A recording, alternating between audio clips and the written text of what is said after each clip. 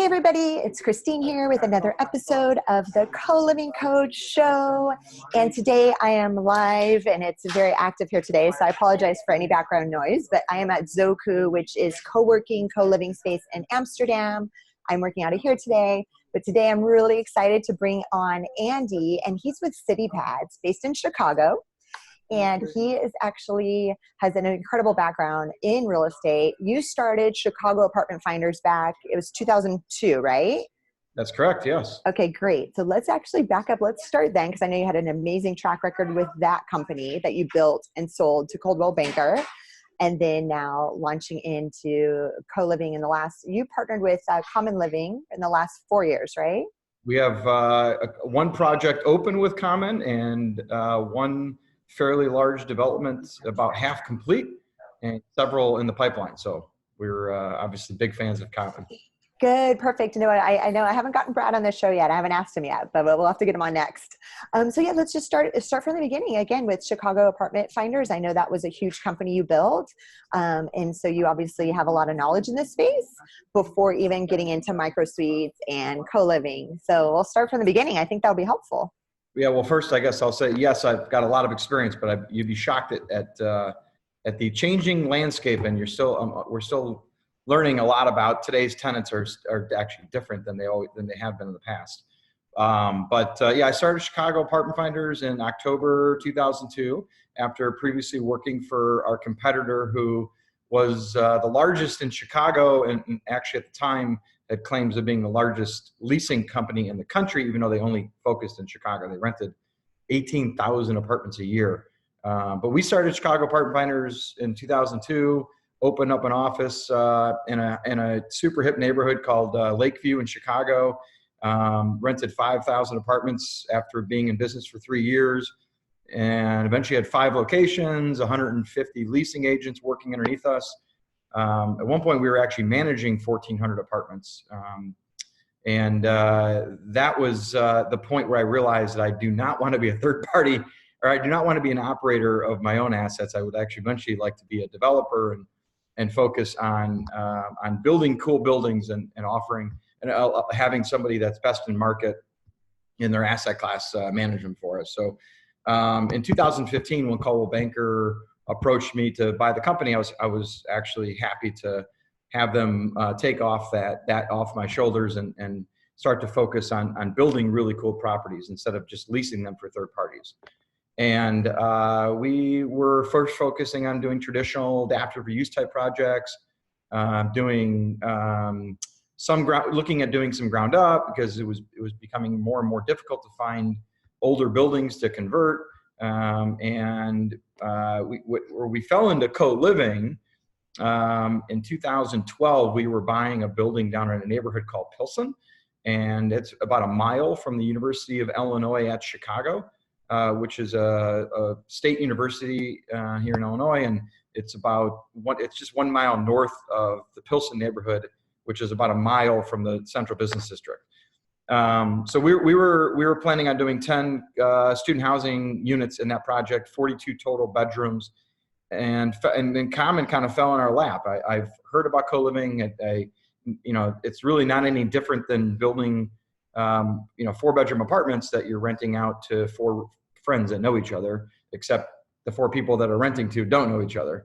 So when I heard about Common and co-living, I was like, okay, what would I rather have 4 students or 42 19-year-olds in my building that are going to probably, trash the place, because we were in the middle of negotiating a student housing lease or a fraternity house to take over half the building. So when Common came to us, and we thought it would be better to have young professionals in there.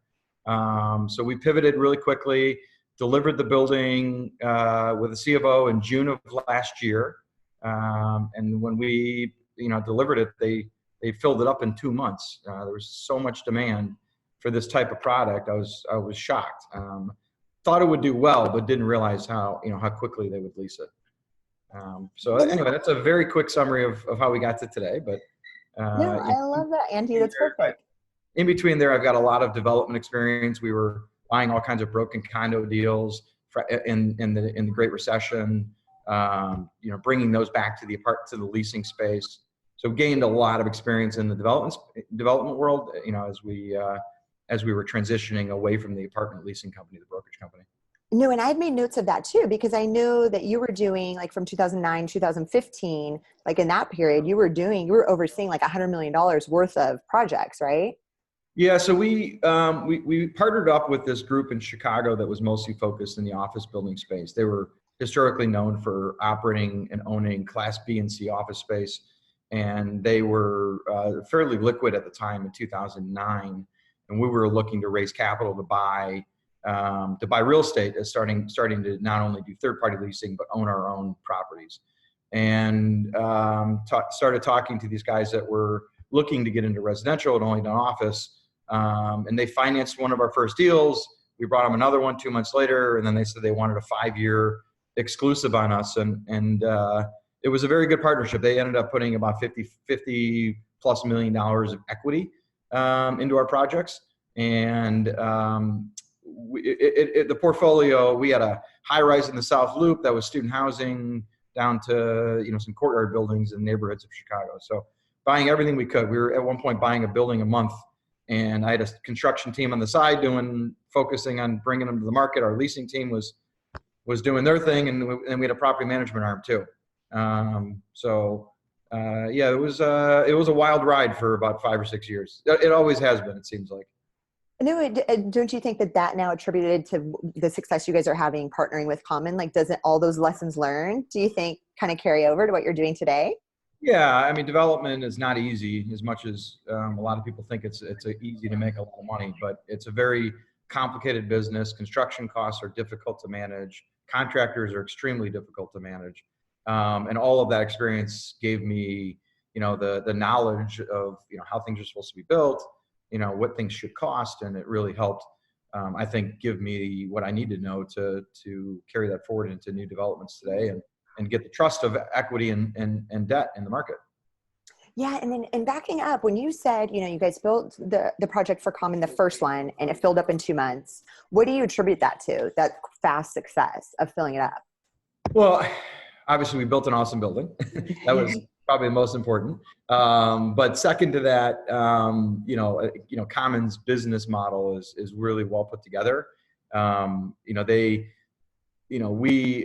have a lot of experience in leasing, as we just talked about, and they have built everything that we worked on for over 10 years, actually 13 years, putting together. So they have a really high quality technology platform that's driving that traffic to each of the properties. I mean, they have algorithms that dictate the highest and best leads to drive traffic to our properties, and they're doing that on social media, all over the internet, and when you have the traffic and the demand is there, and you build a good building, people will rent it. But it's challenging right now to deliver housing at that price point. We're charging an average of $1,200 for a bedroom, which includes pretty much everything. So there's no other extra cost. Not even your furnishings, your dry goods. I mean, the things that you share in apartments, all included. And that price point in a high quality new building with amenities is virtually impossible to create without doing micro units or co-living. And micro units are a great type of housing as well. We're doing some of those buildings in Chicago, but they're very difficult to get approved, and the entitlement process can be almost impossible for a new build. And then why are micro units more difficult then? Density is something that a lot of neighborhood groups don't understand. They don't understand the need for density in neighborhoods, for the retail to thrive, for their neighborhoods to grow and become better. They see density as parking challenges, too many young people, loud noise. They believe it or not, a lot of urban dwellers that have been in the city for a long time, so they may have owned a home for 20 years in that neighborhood. They're not really open to change.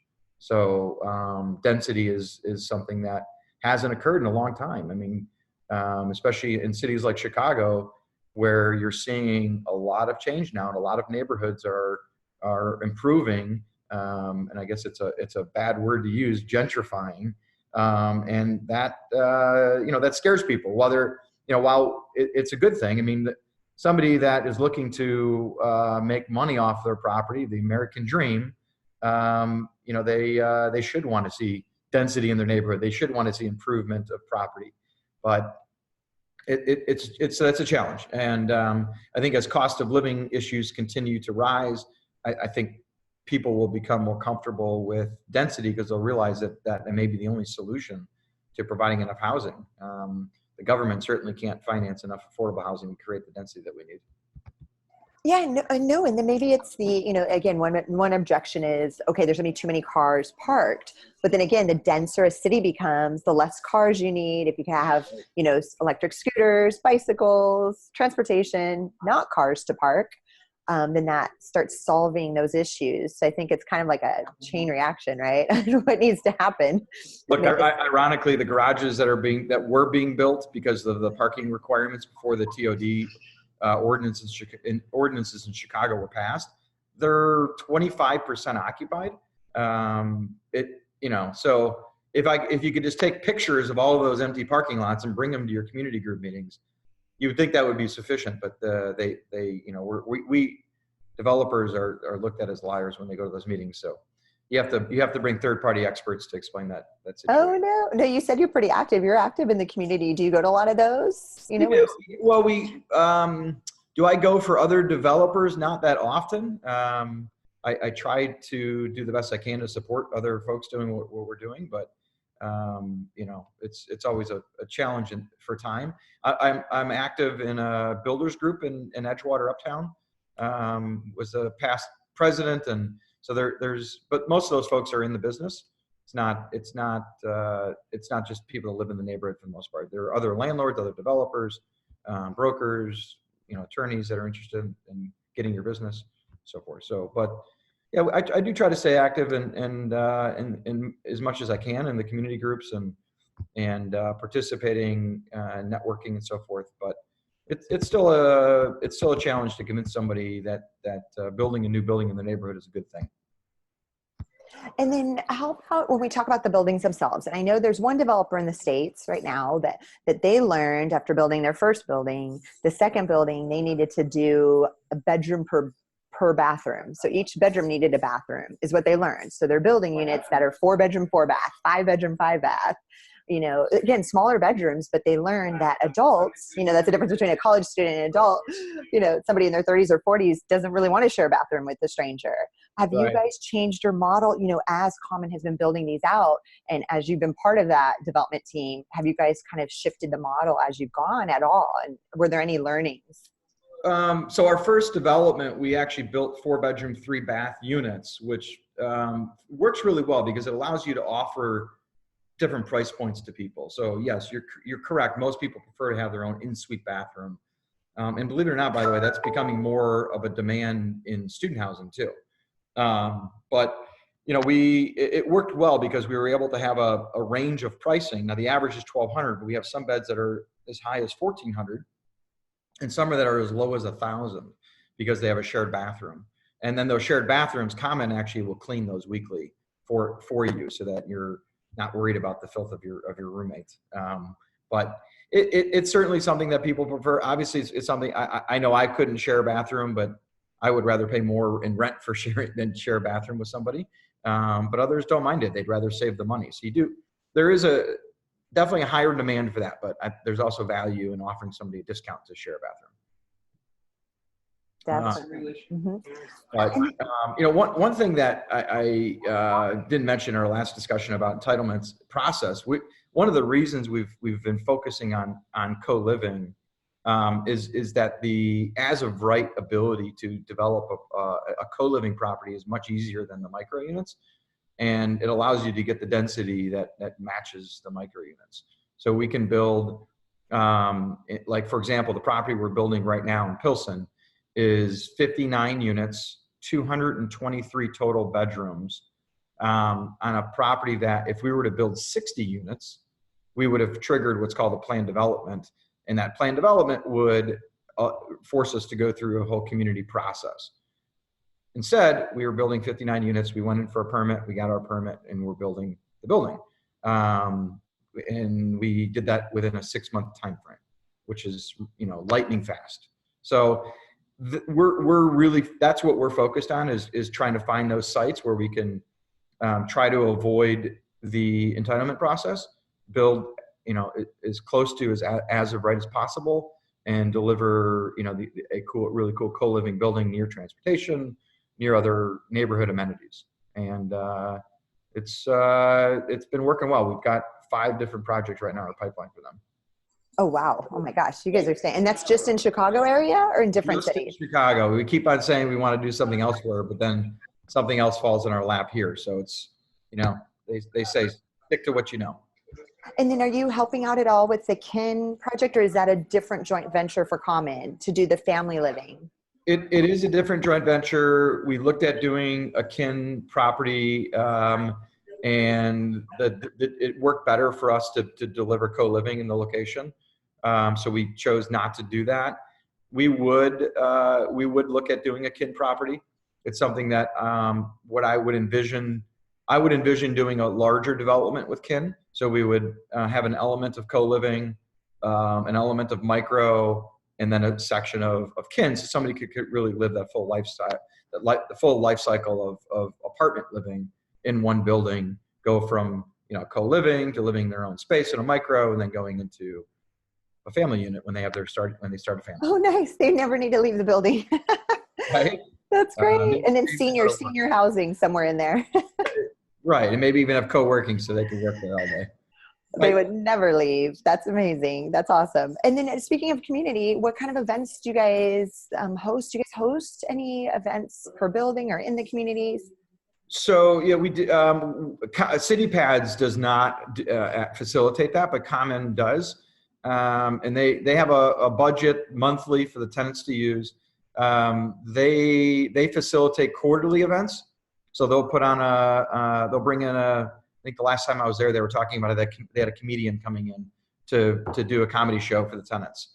So they'll do that quarterly, and then the tenants propose ideas on a monthly basis, and they get to spend the money as long as it's, as long as they're spending the money toward entertaining or hanging out with people in the building. Common will approve that, and then they pay for that pizza party or that Super Bowl party or whatever it may be. Activating community spaces is very difficult in all multifamily, and you have to have a budget for it, and you have to create some activity as a company, and then allow the tenants to do their own thing, because they don't want to be told what to do all the time. Yeah, that's true, right? So then this leads into a great question. What's your definition, again, somebody being in this, in the real estate and especially multi-use, multifamily apartment communities, what's your definition of co-living? What is my definition of co-living? Sharing an apartment with others that you don't know or may know. I don't think it necessarily needs to be defined anything beyond that. Every company has their own spin on it. Some do nightly stay, some, like Common, have minimum 3-month leases. That the idea of co-living is you're just sharing spaces. You're sharing an apartment with somebody. Depending on what company you work with, they'll have a different approach to that, a different way of providing services toward, to making that work well. And, the good quality companies, the ones that I think have staying power, the ones that are investing in technology, the ones that are doing a really good job with branding and marketing and creating that, what they call that lighthouse effect. So if you think about apartments, first thing that comes to mind is somebody like Common, or if you think, multifamily living. I don't think it needs to be defined anything beyond that. There's also sorts of misunderstandings that people think co-living is a new idea. It's really not. I mean, 4-bedroom apartments have existed for forever. We were renting 4 beds to young people that knew each other in 2000, and I think you can go back to probably the 50s and see where people were starting to share apartments, maybe even earlier. And where do you see the future of co-living going? I think the future of co-living will be strong. For the foreseeable future, cost of living will continue to be a problem for people. more and more people are what's being called rent burdened. And that being rent burdened means you're having a hard time paying your rent based on your income. And that's a challenge. And co-living is a solution to that, because you're able to create density in a property, and reduce your construction costs a little bit by not building as many kitchens and sharing, having a shared space. There are more extreme versions that are being looked at, like creating what's called efficiency suites, where there's literally no living room. There's a property in Chicago that did that, called Quarters, owned by Medici. And, that's not our philosophy. We're looking at trying to be a little bit more down the middle and creating traditional multifamily type housing. I think that has more staying power. And in a downturn, when there's eventually more supply than demand, offering somebody more space will be a premium. And I prefer to not be too aggressive with what we're doing with the co-living space. On the space. Yeah, no. And that brings up a good point. Is there another, obviously Common, other than Common, who else do you think is in this space now in co-living that you actually think is doing a great job, like anywhere in the world? I think there's a number of companies that have really good brands that are out there. We're honestly big believers in Common. We think they're way ahead of the other groups. I'm sure, I could list off a name, names of companies. I mentioned Quarters in Chicago, Medici. There's obviously Ollie, who's doing, the very similar approach to Common, although I understand they're doing nightly stay for their property on the East Coast. And then a company called Bungalow, which is really interesting. They're targeting smaller homes. I think there's about 10 different companies out there, but our focus as a company was to find somebody who's well capitalized, who has a strong team behind them, and we think is going to be around. I mean, we're building these buildings not to go look for a new manager in a couple of years. So you really want to make sure you have somebody that can be there to watch your building for the next decade or longer. Yeah. Building. So. No, and I have to say, especially being in the center of this industry for a while now, it's interesting because Common's name gets brought up a lot everywhere in the world. They're like, people really respect what Brad's doing with Common. I haven't heard a single bad thing, and it's usually the first brand that's mentioned. So right. Obviously it's you guys are doing something right there. And so a great idea to partner with and just kind of build such a unique, cool product. And I'm sure that's kind of fun for you now. And, Yeah, and we're being brought into projects too. So we're being looked at as a, kind of an expert in the space in Chicago. And there's a developer that was buying a building in the Loop. We were at recently, I think you know about it, the Co-Living Capital Market Summit that Common put on in New York.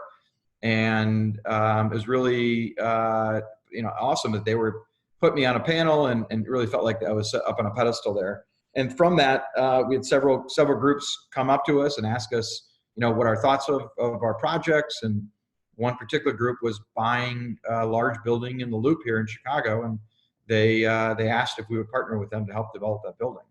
So, nice. Turning out to be a really good choice of partners to have. I know, and on June 7th, I had it on my calendar to go to New York for that event, and I couldn't leave Europe in time. So I know that's me and you how we were originally talking. I was trying to make it out to be there. You should have come. It was really well done. There were many equity groups in their large institutional capital groups. I mean, there was groups like Nuveen in the room, who has they're one of the largest institutional capital groups in the world. And there was a woman there that was on a panel. She says she's raising $1 billion fund to acquire and develop co-living. She has $500 million already committed. There's another group out of New York that already has committed $1 billion of capital to co-living, for the most part, Common projects. So you're really starting to see a lot of capital chasing these deals, and it's exciting. And we're on the beginning of something that's going to grow rapidly here for the next at least 5 years and maybe longer.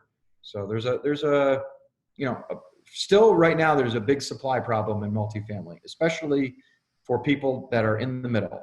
Luxury Class A apartments would probably have enough right now. We've been building a lot here in Chicago and every other major city across the United States. So my guess is you won't see a lot of luxury product continue to be delivered.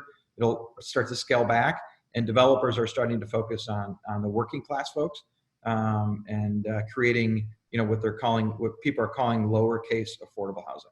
So something that an average person can afford. Somebody who's making on the low side $45,000, on the high side $60,000, $65,000 a year, is you can't afford a luxury building. I mean, studios start out at $2,000 a month in those buildings, and that just doesn't, the math doesn't work.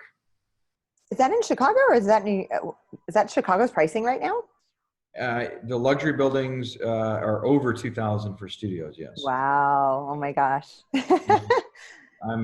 New York is probably double that number. Yeah, no, for sure. Yeah. And Chicago is not even as expensive as LA, San Francisco area. I mean, LA is seeing rapid rent growth. It's becoming a real problem there. Yeah, rapid rent growth, because that's where I'm usually at, is in Los Angeles. And yeah, you're right, rapid rent growth, but co-living is like really slowly. You guys have been doing it on the East Coast. I don't know why you haven't made it over. There's Common has several developments coming in LA. It's starting to come. It's good. Just, you may know LA takes, I've heard it takes almost 2 years to entitle a project. Probably right. So yeah. If it takes that long, if they've been talking about it 2 years ago, they're just starting to build them. So it's a 4 to 5 year development process. Yeah, because you're tacking on those 2 years just to get it approved. That sounds about right. Oh gosh. Okay, cool. So you guys are making it. Yeah, I mean, there's been a lot of San Francisco development, obviously, but yeah, LA. So it's around the corner. That's good. Yeah, it's coming to every major city in the U.S. Big development coming to Miami. New Orleans has a project in the pipeline. There are projects coming in Austin, Denver. Any major city that's population growth, developers are starting to look at co-living as a solution. That is a perfect place to end, Andy. Thank you so much. It's always fun. Like I said, I get usually we're talking to the actual operators of different concepts, big or small, but it's nice to get somebody in that's, more on the development side, knows the numbers, knows what's going on. And especially in Chicago. So thank you so much for coming on the show and doing this interview today. Really appreciate it. Nice to meet you. Thank you so much. Have a good day. You too. Enjoy Amsterdam. Yes, thanks. Bye. Thank you so much for checking out today's episode. If you want to learn more about co-living, you could check out my book on Amazon, The Co-Living Code.